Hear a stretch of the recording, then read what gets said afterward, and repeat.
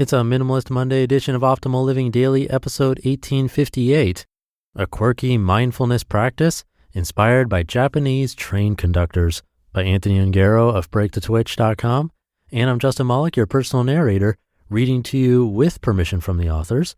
I cover lots of topics like personal development or self-help, self-care, mindfulness, happiness, anything that I think can help you live a more meaningful life in just a few minutes every day. And with that, let's get right to it as we optimize your life. A quirky mindfulness practice inspired by Japanese train conductors, by Anthony Ongaro of breakthetwitch.com. We've all done it. Walk into a room with the intention of doing something, go through the doorway, and forget why you were there in the first place. It's a pretty common thing, and don't worry, it doesn't mean you're losing your mind. Psychologists believe that passing through a doorway and entering a different room creates a mental block in the brain. It's kind of like your brain turning the page to log new information, and it's called the doorway effect. The doorway effect can be amplified when you get distracted in the process of walking into that room too. If your phone happens to ring while entering the room and you check it quickly, this tends to increase the chances of the doorway effect happening. You could compare our screens and devices to a doorway of sorts. When we pick up our phones, we're entering another dimension with apps, information, and notifications. It's like we're going into a different space completely as we peer into the pixels. It's practically a digital doorway we walk through hundreds of times per day. This is a major problem, especially with our increasing dependence on devices. Not only do these distractions waste time, it means our actions aren't aligning fully with our intentions. We intend to give our attention to one thing, and it gets stolen away and used for something else. If we don't fully own our attention, that means we aren't directing it in the ways that are most meaningful to us. And if we can't do that, then we're not as aware of and able to create the type of change in our lives we desire. There's a quirky mindfulness practice that will instantly improve your attention, already being used in the Japanese rail industry, called pointing and calling. The practice of pointing and calling, called shisakanko in Japanese, is where a conductor will point to a sign, an object, or situation while calling out the name. It's used by the Japanese rail industry to improve accuracy and reduce mistakes due to inattention. Pointing and calling has been shown to substantially reduce accidents and improve safety conditions. A study by the Railway Technical Research Institute showed that pointing and calling reduced mistakes by almost 85% when doing a simple task. So how can you apply this mindfulness practice to your own life? Instead of just seeing or thinking about something and then doing it, you would point, call out what you're seeing, and then take action. For example, while getting something from another room, you can state it out loud and point on your way to go get the item. If you're at a red light and the light turns green, you'd point to the light and say, "Green light." If you're looking for a specific email, point to the email app and say, "I'm going to check that email from Jeff," so you're less likely to be distracted by something new sitting in your inbox. Before you sit down at the computer, audibly call out what you plan to do on it. It may be a little hard to point at a digital task, but adding a physical gesture can improve your effectiveness.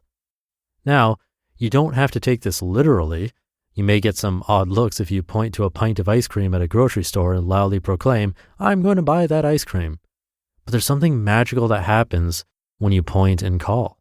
The reason this mindfulness practice works so well is due to something called co-action and co-reaction. You're aligning the thoughts in your mind with your eyes, hands, mouth, and ears. The practice of pointing and calling reinforces multiple senses with your intended action. You're saying what you're thinking, hearing what you're saying, pointing to what you're looking at, and you're looking at what you're pointing to. It's harder to get distracted when you're aligning all your senses around your thoughts. Pointing and calling isn't just about not forgetting little tasks. As a busy entrepreneur, I often feel like I can never have a satisfying feeling of having done enough at the end of each day. There's always more to do, and it can be a struggle to deal with this feeling on a regular basis. So now I use pointing and calling to help with this.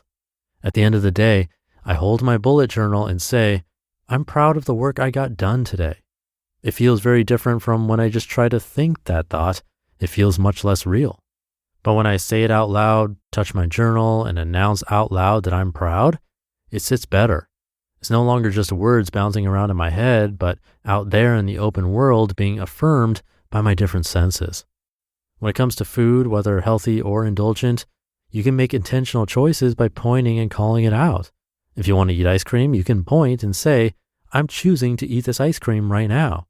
When you're making a clear choice, you can more fully enjoy it without feeling any shame or guilt. When you make active choices more consistently, you own your attention more fully. Instead of twitching from discomfort or going on autopilot, you're making intentional choices, even if you make a choice that might not be seen as beneficial, like the ice cream. It's better to choose actively and still do it versus choose passively and regret it. Who would have thought the hottest new mindfulness practice would come from the Japanese rail industry? I sure didn't. But I've been trying pointing and calling for the past couple of months, and it makes a difference. Taking advantage of the co-action and co-reaction effect can help align your intention with your attention. So go ahead and try this mindfulness practice for yourself.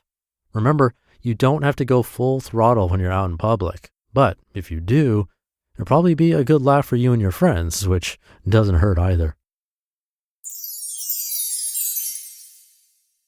You just listened to the post titled, A Quirky Mindfulness Practice Inspired by Japanese Train Conductors by Anthony Ongaro of BreakTheTwitch.com. Now, if you're a small business owner, this is for you.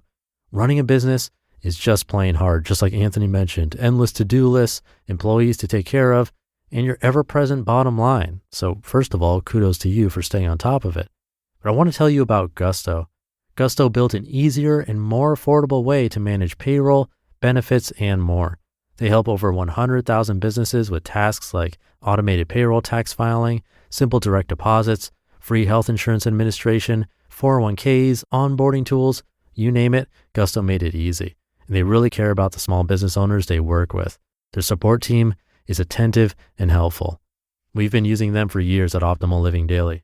And since money can be tight right now, you'll even get 3 months free once you run your first payroll. Just go to gusto.com/old and start setting up your business today. You'll see what I mean when I say easy. Again, that's 3 months of free payroll at gusto.com/old, gusto.com/OLD. Hey, thank you to Anthony. I'm glad he said that we don't have to do this literally, because from the beginning of the article, I was kind of laughing at the idea of walking around saying exactly what I'm going to do out loud all the time and in front of strangers. But I can definitely relate, and I've experienced this on multiple occasions. Definitely seems worse with having a smartphone. Sometimes I'll go to my phone to look something up or check for a specific email or something like that. But when I open up my phone and see there was a missed notification somewhere else, I'll check that, then completely forget why I went to my phone in the first place. This is definitely a real thing that happens. I'd be surprised if it hasn't happened to you before. It's really about focus and attention. Improved mindfulness and awareness can definitely help here, because what will happen is that we'll recognize when a distracting moment occurs and be able to consciously switch gears. It's a great skill to have.